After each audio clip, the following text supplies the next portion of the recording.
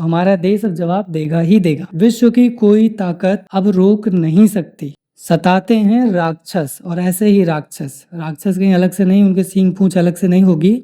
नमस्कार मित्रों, स्वागत है सिद्ध टोट के चैनल पर आप सभी का एक बार फिर से। अपने प्रेमी या प्रेमिका, हस्बैंड या वाइफ या परिवार में किसी रिश्ते को अच्छा करने के लिए वशीकरण का यदि प्रयोग करना पड़ रहा हो तो उस स्थिति में अक्षय तृतीया के दिन आप एक बार आजमा कर जरूर देख लेना। क्या करना है वो इस वीडियो में बताएंगे। उससे पहले अक्षय तृतीया के बारे में कुछ और जानकारियां सुन लीजिए, क्योंकि यही जानकारियां आपके काम आएंगी। क्योंकि उपाय तो आप पूरे समय सुनते आ रहे हैं, उपाय से लाभ न हुआ हो तो अब ये बातें सुनना जरूरी हो गई, तो इसलिए अब सुन लीजिए। अगर आज भी आप वीडियो स्किप करके जाना ही चाहते हैं तो ये परिवर्तन आपके लिए अभी नहीं आया होगा, शायद इसीलिए आप वीडियो छोड़ करके जा रहे होंगे। तो आइए जानते हैं कि क्या हमें करना है। अक्षय तृतीया ऐसा दिन है जबकि कोई बेकार से बेकार किस्मत वाला इंसान भी यदि भूल चूक से भी कोई शुभ कार्य कर दे तो उसे उसका परिणाम अवश्य ही मिलता है। यानी अक्षय तृतीया के दिन किया गया कोई भी शुभ कार्य का परिणाम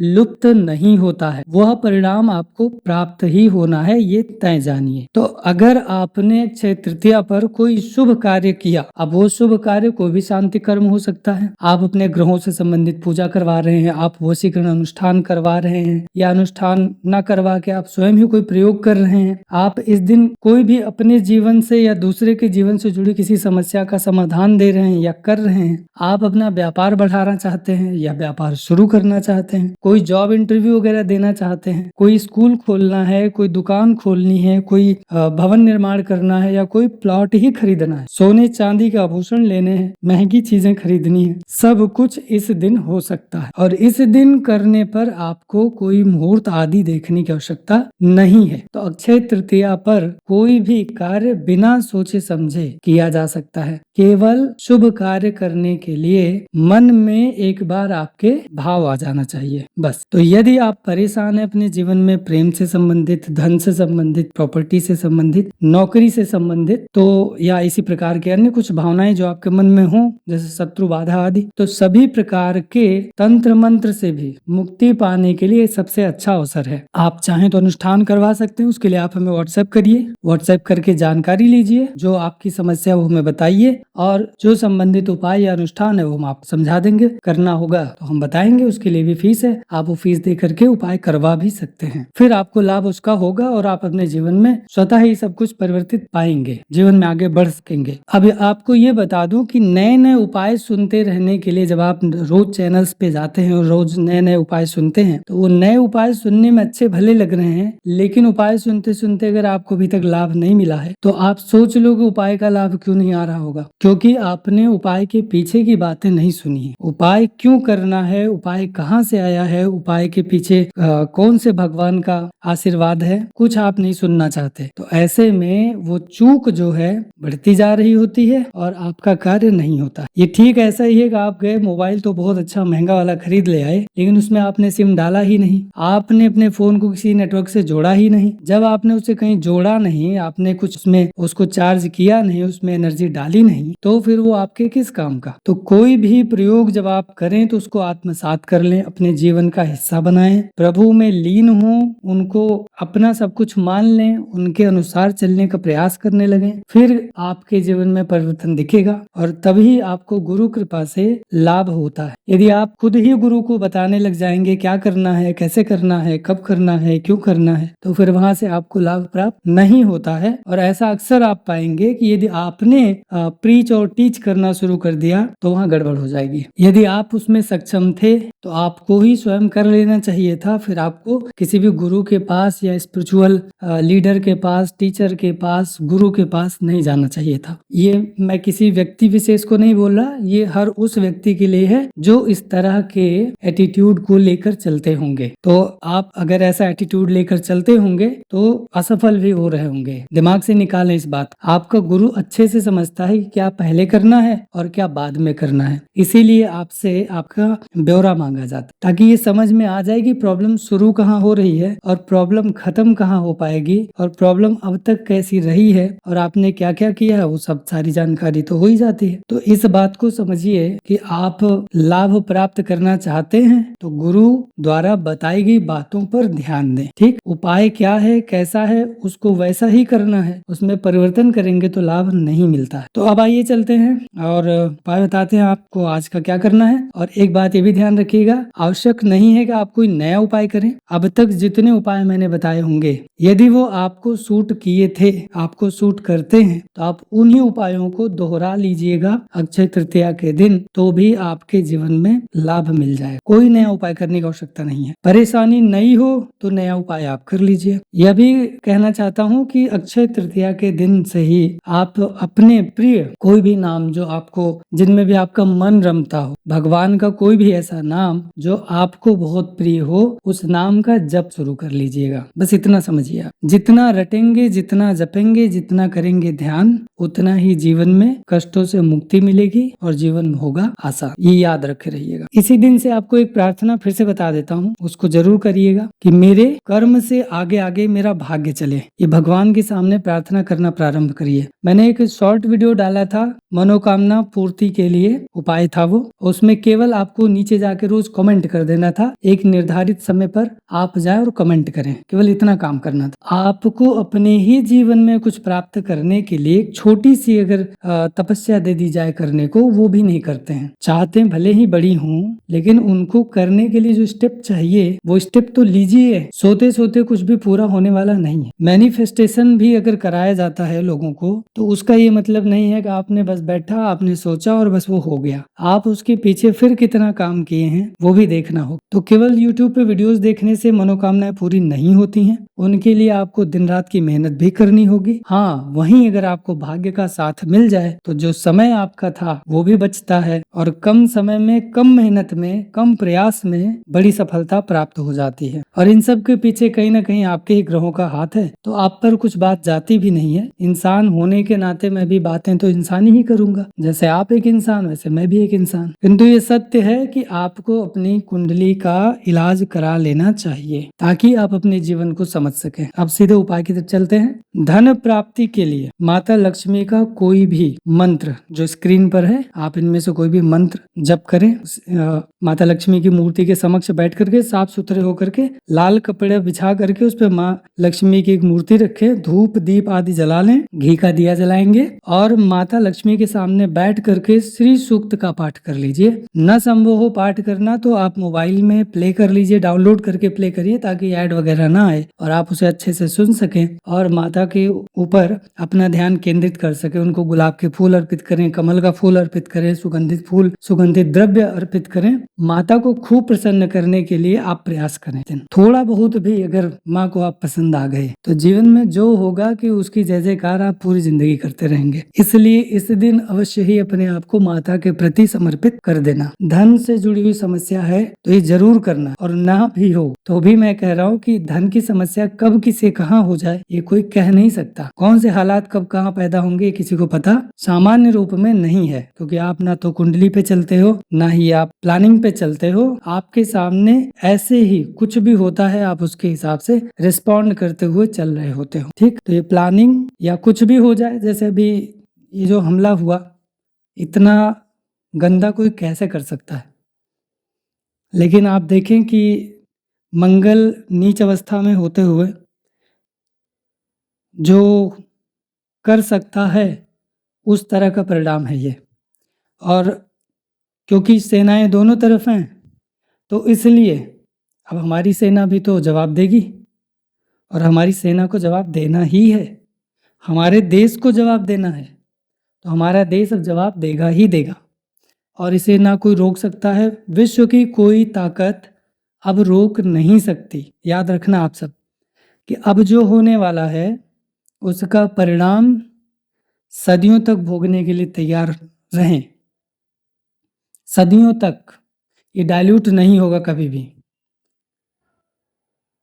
तो बस इतना ही कहूँगा कि जो किया है वो बिल्कुल ही निर्दयता पूर्ण था। मैं अक्सर सुनता हूँ लोगों के मुँह से कि कमज़ोरों को तो भगवान भी सताते हैं, सीधे लोगों को तो भगवान भी सताते हैं, अच्छे लोगों को तो भगवान भी परेशान करते हैं। ये जो लाइनें आप सुनते हो, ये लाइनें बिल्कुल गलत हैं। कभी भी ऐसा नहीं होता, कभी ऐसा हो ही नहीं सकता। भगवान क्यों सताएँगे? भगवान तो पालनहार हैं, पालन करता हूँ, सता ही नहीं सकते।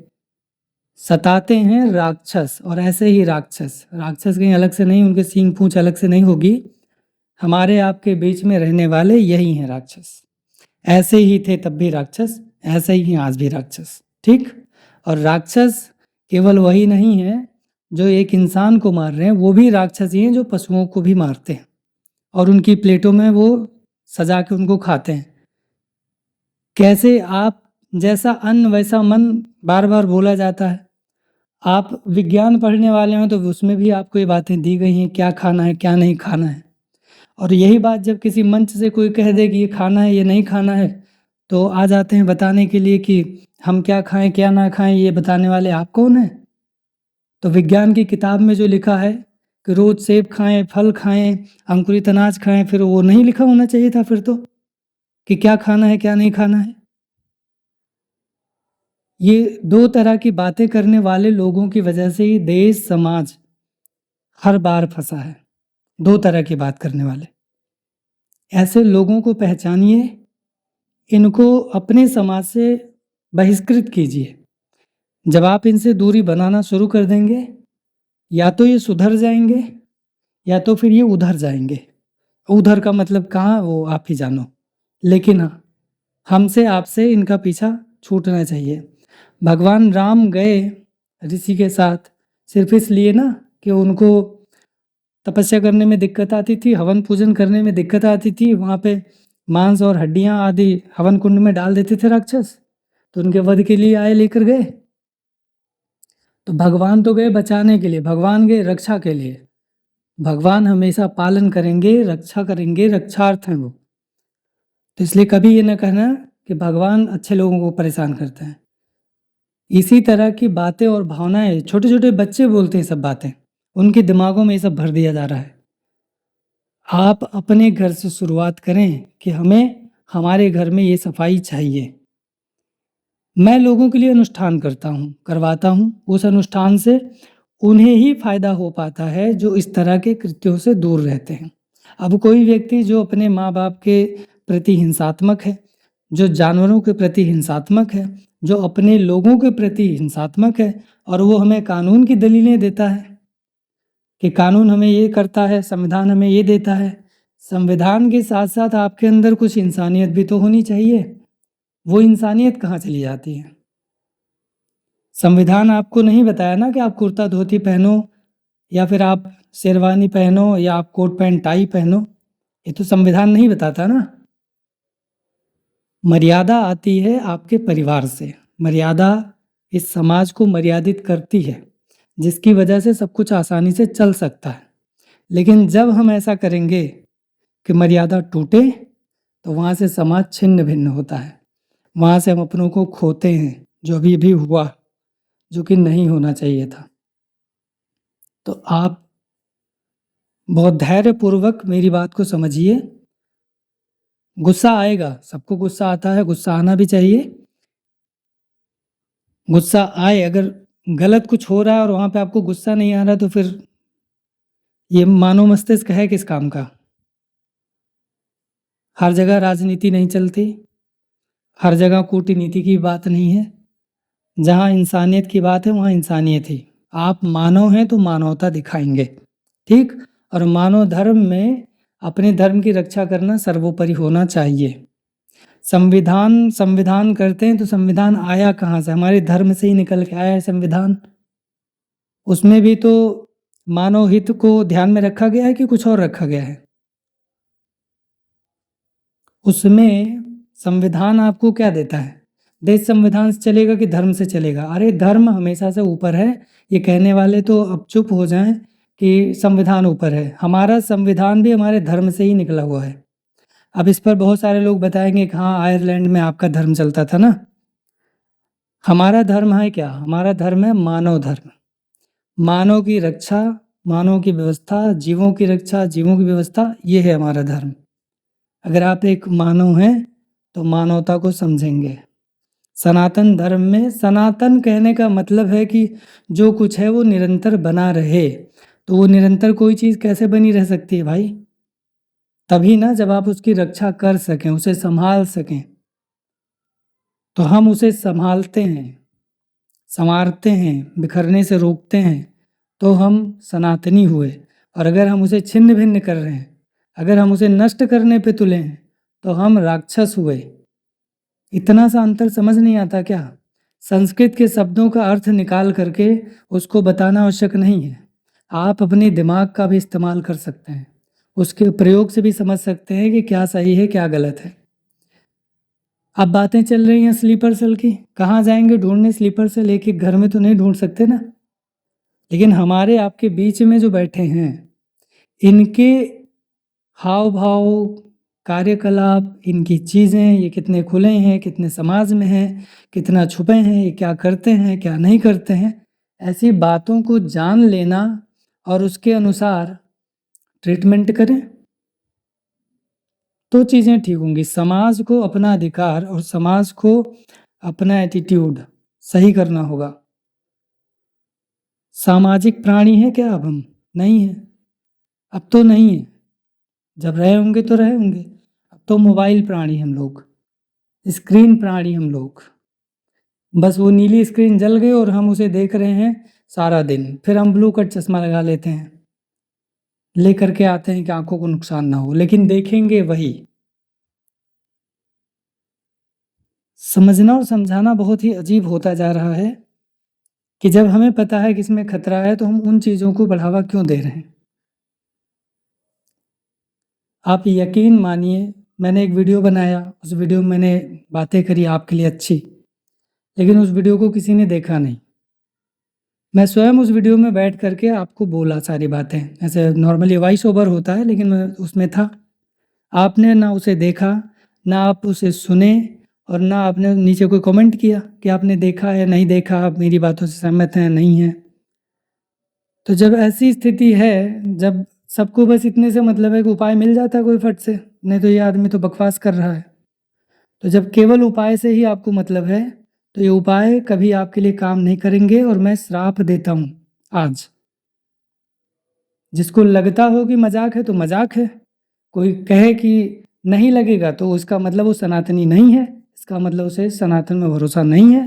लेकिन मैं श्राप दे रहा हूँ, अगर आपको अच्छी बातें बुरी लगती हों, तो आप चैनल छोड़कर जा सकते हैं। बिल्कुल कोई वीडियो मेरे मत देखिए। सब्सक्राइब गलती से किए हो तो अनसब्सक्राइब कर लीजिए। कोई कमेंट आपने कभी किया हो तो डिलीट कर लीजिए। जो भी आपको अच्छा लगे वो कर लीजिए, लेकिन मेरे चैनल से दूरी बना के रखें। मुझे सिर्फ वो ही लोग चाहिए जो अपने जीवन को देश के लिए, समाज के लिए, परिवार के लिए जोड़ के रखना चाहते हैं। ऐसे किसी भी व्यक्ति की कोई आवश्यकता ही नहीं है मुझे, जो आए और बस उसको उपाय चाहिए चाची के लिए, भाभी के लिए और पड़ोसन के लिए। इसे बिल्कुल याद रखना। ऐसे मैसेजेस आते हैं, मैं उनको वहीं पे ब्लॉक करता हूँ। तो बस और क्या ही बोलना है, ये सब आपकी भी ज़िम्मेदारी है कि आप समझें। उपाय में माता लक्ष्मी के मंत्र का जप करिएगा अक्षय तृतीया पे। माता लक्ष्मी के लिए धनिया चढ़ाई जाती है, तो आप एक मिट्टी का छोटा-सा लोटे जैसा या छोटी-सी कोई गगरी जैसा छोटा-सा बिल्कुल पात्र ले लीजिएगा, जैसा स्क्रीन पर है। इसको भर दीजिए आप धनिया से पूरा। भरने के बाद इसे एक लाल कपड़े से ढक करके लाल ही धागे से बांध लें, और जिस समय आप माता लक्ष्मी की पूजा कर रहे होते हैं उस समय इसे भर के उनके सामने ही रखें। इसके बाद जब पूजा पूरी हो जाती है, तो आप इसे ले जा कर के अपने धन स्थान में रख लीजिए। प्रत्येक शुभ तिथि में, जिसमें कि कोई भी अच्छी शुभ तिथि आती है, जैसे कि अब अक्षय तृतीया है तो अक्षय तृतीया, इसके बाद फिर महाशिवरात्रि पे आप कर सकते हैं, रामनवमी पे कर सकते हैं, नवरात्रि में कर सकते हैं। इस तरह की विशेष तिथियाँ आपको प्राप्त होती रहती है वर्ष भर। तो इस प्रकार से जो तिथियाँ हैं, इनमें आपको इसका पूजन कर लेना चाहिए वापस से। माता लक्ष्मी के सामने उनकी चौकी सजा के वहाँ बैठ करके बढ़िया निवेदन करें और जीवन में जो पाना चाहते हैं वो उनसे बोलें और बस और क्या चाहिए।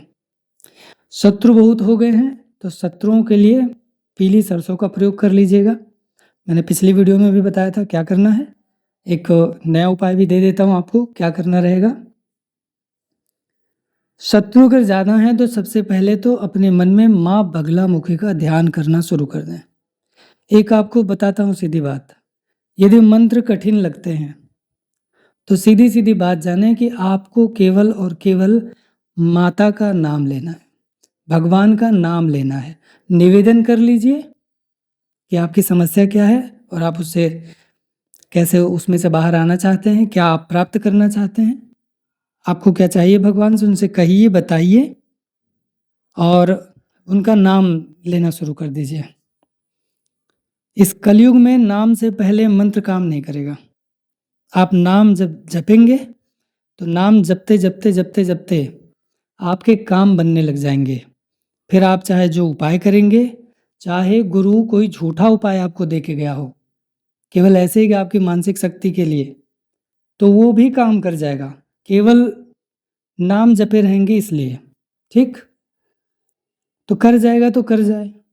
यही तो चाहते हैं कि आप जीवन में प्रसन्न रहें। इसे अंधविश्वास में मत ले जाइए। ऐसा नहीं कि आपको गुरु ने कह दिया तो आप बाकियों को बताएं। अंधविश्वास कहाँ से फैला?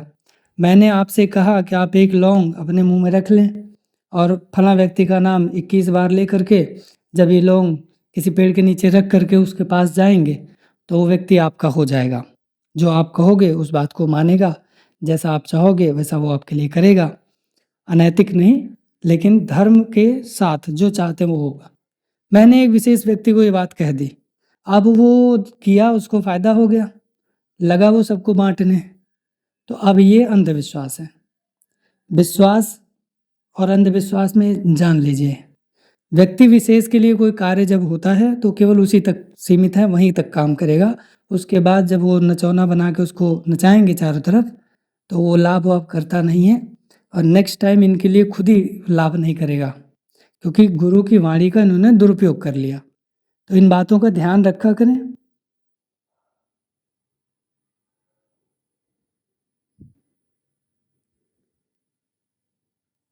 वीडियो काफ़ी लंबी हो चुकी है, इस वीडियो में इतना ही रखता हूँ। आपको बात समझ आए तो आप हमें कमेंट करें। देश के साथ हैं तो नीचे जय हिंद, भारत माता की जय, वंदे मातरम या जो भी आपको अच्छा लगता है देश के लिए बोलना वो ज़रूर लिखें। अब जिन्हें दूर रहना उनको मैंने बोल दिया है, वो तो ना है। मिलते हैं अगली वीडियो में, तब तक के लिए नमस्कार, खुश रहिए।